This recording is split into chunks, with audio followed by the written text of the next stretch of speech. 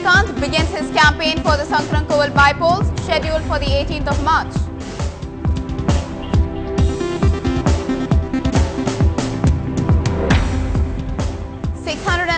Indian boats fall prey to Lankan Navy again as Rameshwaram fishermen are attacked right in Indian waters.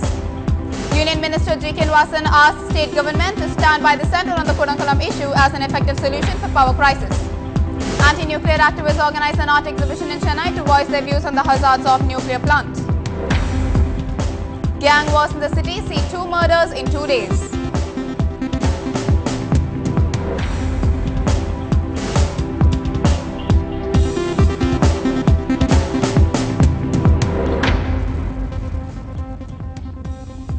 Late evening, political parties are gearing up for their big day as the Sankarankoval bypolls is just a week away. We bring you news about all the growing tension and more during the next 30 minutes as you are watching News Tonight with me, Linda Hercules. But first, a quick look at the national headlines. Mamta keeps the Congress guessing, says business in Bengal may keep her away from the swearing-ins of Badal and Akhilesh.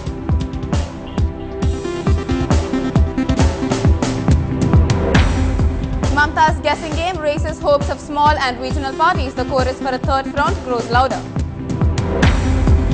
Sand mining contracts cancelled in Madhya Pradesh's Chhattarpur district following the outrage over the IPS officer's killing. Chief suspect is arrested.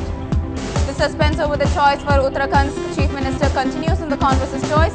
Party leaves it to Sonia Gandhi to make the decision. The government goes back on its decision on the ban on cotton export following a directive by the Prime Minister. And new conditions by the Norway Child Welfare Services ask for fresh guarantees from Indian authorities in the custody battle of 2 Indian children.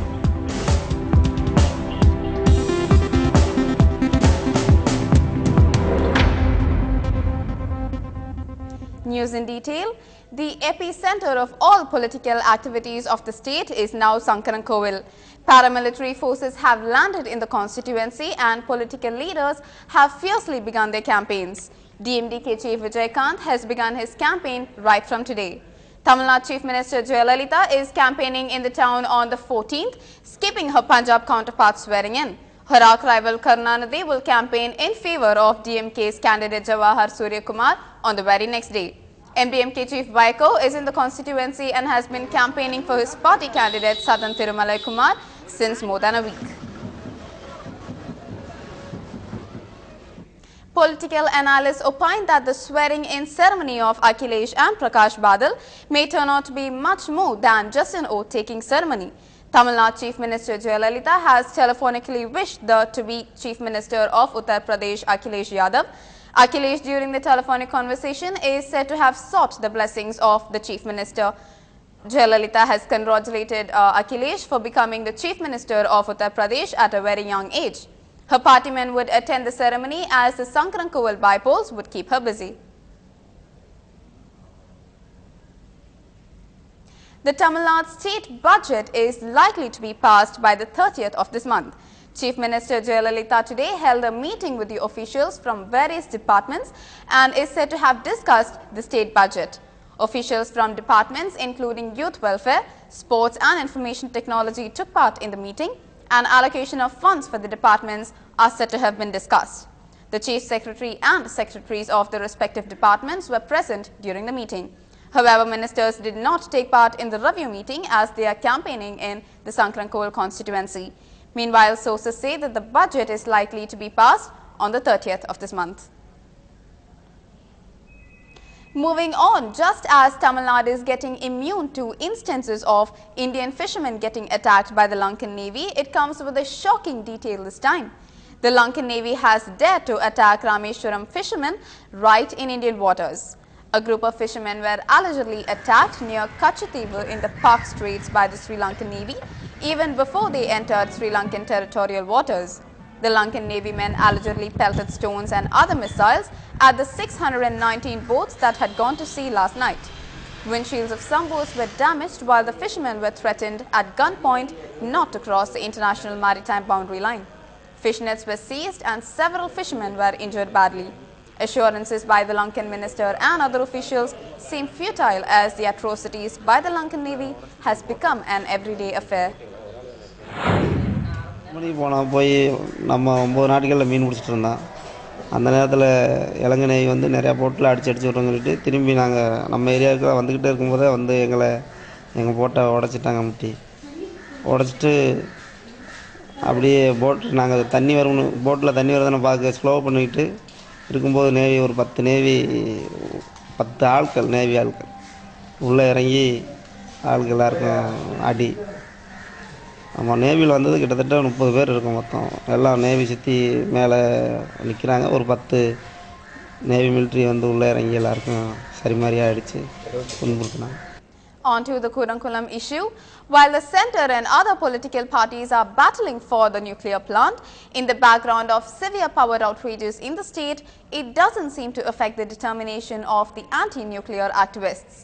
The activists who so far protested with banners, placards and loudspeakers, this time took brushes and painted their way to protest against the nuclear plant. An art exhibition organized by the anti-nuclear activists at Loyola College in Chennai showcased the works of more than 30 artists portraying the damages they allege the nuclear plant will cause. அணுவுலைக்கு எதிரான போராட்டத்தினுடைய தொடர் பங்களிப்பாக தமிழ்நாட்டை சேர்ந்த ஓவியர்கள் சென்னையில் கூடி இந்த ஓவியர் முகாமை நடத்துகிறோம். இதில் இந்த ஓவியர் முகாமில் கலந்து கொண்டிருக்கிற 30 ஓவியர்களுடைய ஓவியம் இந்த அடுத்து வருகிற தொடர் போராட்டங்களில் இந்த அணுவுலைக்கு எதிரான செய்யப்படுகிற இந்த ஓவியங்கள் காட்சிப்படுத்தப்படும். அதற்காகவே இந்த முகாம் இன்று அமைக்கப்பட்டிருக்கிறது. இன்னைக்கு நிகழ்காலத்தில் மத்திய அரசும் மாநில அரசும் ஒரு பொய்யான வதந்தி பரப்பிட்டு இருக்காங்க. நண்பர்கள் சொன்ன மாதிரி 8 மணி நேரம் மின்சார தொடர் மின்வெட்டு இதை காரணம் காட்டிட்டு இப்போ மக்களுக்கே ஒரு பீதியை கிளப்புறாங்க. இந்த அணு உலை வந்தால் தான் தமிழ்நாட்டு மக்களுக்கு கரண்ட் கிடைக்கும், இல்லாட்டி இல்லை அப்படின்னு சொல்லிட்டு. ஆனால் இப்போ நான் சொல்ல போகிற விஷயம் என்னன்னா, ஒரு பல்பு, அந்த பல்பு ஒரு டேஞ்சராக காட்ட போகிறாங்க. இப்போ என்னென்னா, அணு உலையால் தயாரிக்கப்படுற அந்த மின்சாரம் நமக்கு வாழ்க்கைக்கு கொடுக்குற வெளிச்சத்தை விட இந்த மக்களை இருட்டடிப்புக்கு தள்ள போகுதுங்கிறது தான் என்னோட கான்செப்ட்டுங்க. And in the backdrop of the umpteen protests against the nuclear plant, the momentum of support for the plant is on a steady rise. Another scientist, Balu, has affirmed the safety of the plant with logical facts. A seminar was organized remembering the first anniversary of the Fukushima disaster that saw several scientists and academicians taking part.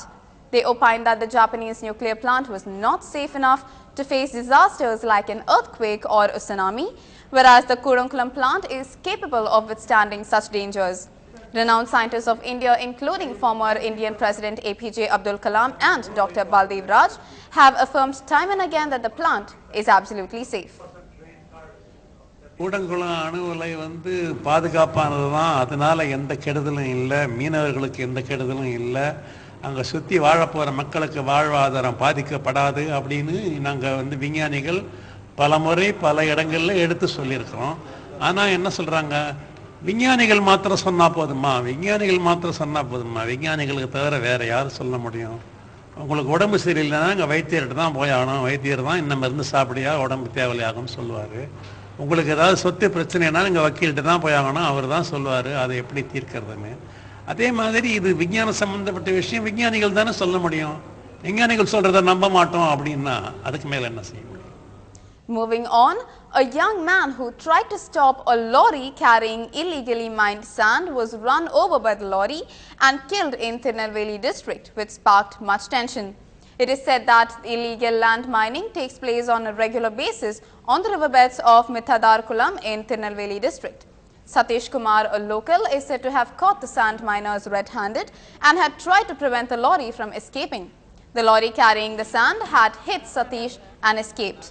Satish died on the spot and the locals jumped to protest and demanded action against the killers. Lorry cleaner Arul Raj and one other person has been arrested and a probe is on.